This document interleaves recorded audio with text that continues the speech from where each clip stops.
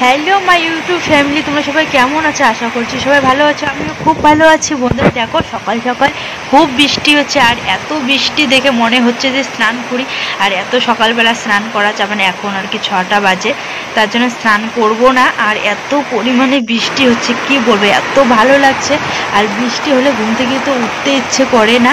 আর আজকে সকাল সকাল উঠতে হয়েছে, আজকে আর কি অনেক কাজ আছে, তার জন্য সকাল সকাল উঠেছি। আজকে আমরা একটা ঘর ভাঙবো, তার জন্য আর কি সকাল সকাল উঠেছি। উঠে দেখি এত বৃষ্টি শুরু হয়ে গেছে। আর দেখো আমাদের ভাঙা রান্নাঘর, মানে এই ঘরটা আজকে ভাঙবো।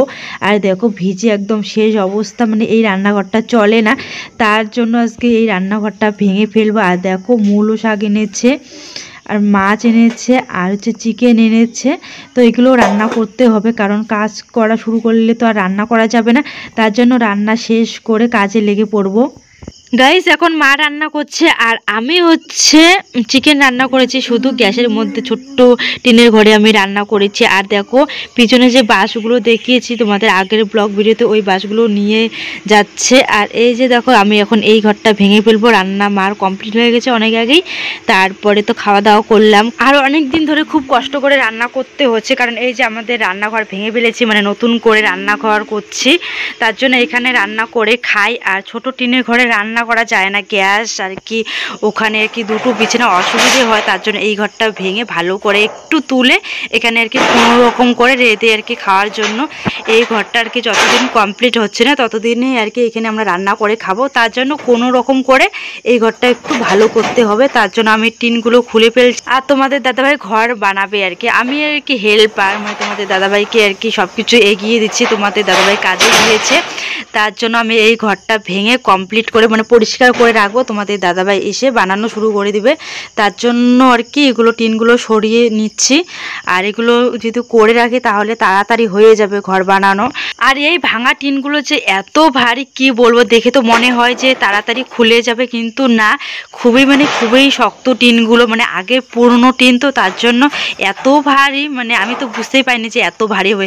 ভাবছিলাম যে এক হাতে মানে তুলে নিয়ে যেতে পারবো, কিন্তু এত ভারী, দুই হাতে নিয়েছি, মানে দু হাতে নিয়েছি, তবু এত ভারী লাগছে, মানে বলার মতো না। আর এই ছোট ভাঙা ঘরটা ভেঙে ফেলতাম না, যদি না জামাই ষষ্ঠীর সামনে থাকতো, ততদিনে এই ঘরটা কমপ্লিট হয়ে যেত। কিন্তু জামাই ষষ্ঠীর সামনে এসেছে, অনেক আত্মীয় স্বজন আসবে, রান্না করতে হবে, কিন্তু ছোট্ট টিনের ঘরে তো আর হবে না। আমরা শুধু 3জন মানুষ খাই, 3জনের রান্না আমাদের ছোট্ট টিনের ঘরে হয়ে যায়। অনেক আত্মীয় স্বজন আসবে, কোথায় খাবে না খাবে অসুবিধা হবে, মানে রান্না বান্না করা অসুবিধা হবে, তার জন্য এখানে ছোট্ট করে কোনো রকম টিন দিয়ে আর কি 4-5টা ঘিরিয়ে নিয়ে রান্না করব। তার জন্য আর কি ঘরটা আর কি ঠিক করা, নয়তো আমরা 3জন মানুষ, আমাদের দরকারই ছিল না আমাদের ছোট্ট টিনের ঘরে, আমরা আরামসে রান্না করে খেতে পারতাম। জামাই ষষ্ঠী বলে আর কি ঠিক করছি, তখন আত্মীয় স্বজন হবে, তার জন্য আর কি ঠিক করছি আর কি তাড়াহুড়ো করে।